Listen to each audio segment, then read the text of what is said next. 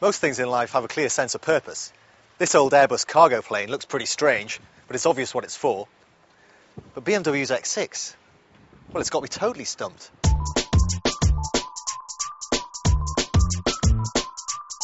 So what is an X6? Well, imagine what would happen if BMW took half of an X5 off-roader and cobbled it together with half of a Z4 sports car. No, I mean the other way round.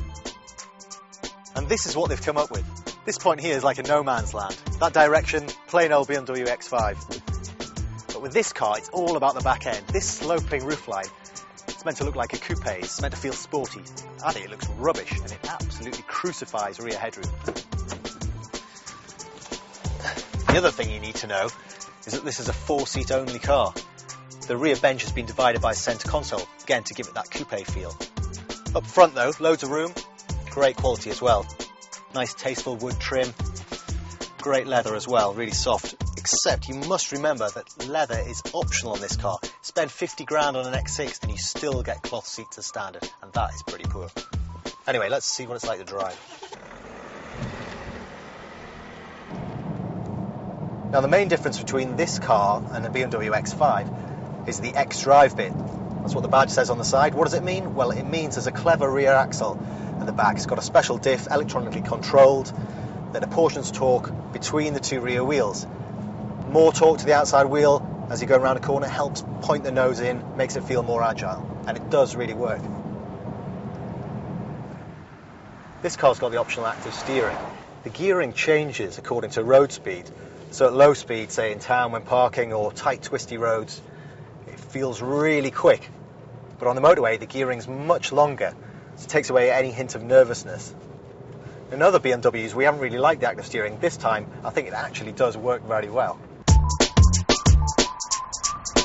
There are 4 engines in the BMW X6. There are 2 diesels, 2 petrols. Now the hot one is a 4.4 litre V8 with 2 turbos, pumps out 408 horsepower.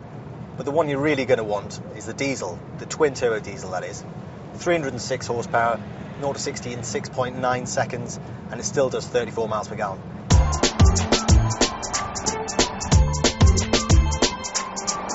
You can't have a manual gearbox with the BMW X6. You've got to have this 6-speed ZF Auto. It's a great box. The gear stick's a little strange though. It looks like something out of a PC flight simulator.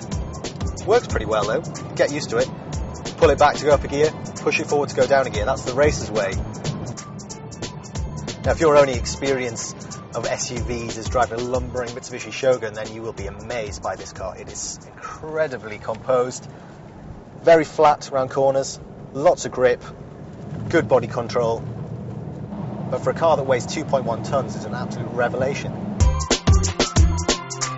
But it doesn't really move the game on in any way.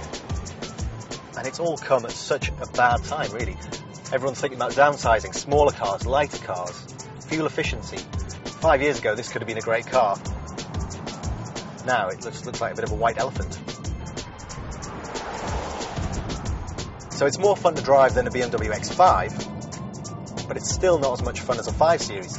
Now, you could have a 535D touring with the same engine, does 40 miles per gallon instead of 34 miles per gallon, much lower CO2 emissions, faster, more fun, it's lighter. That's the car for me. So there you go, the new BMW X6. It's a pretty baffling car, isn't it? I've been wondering all day, what's it for? Who's going to buy it and why?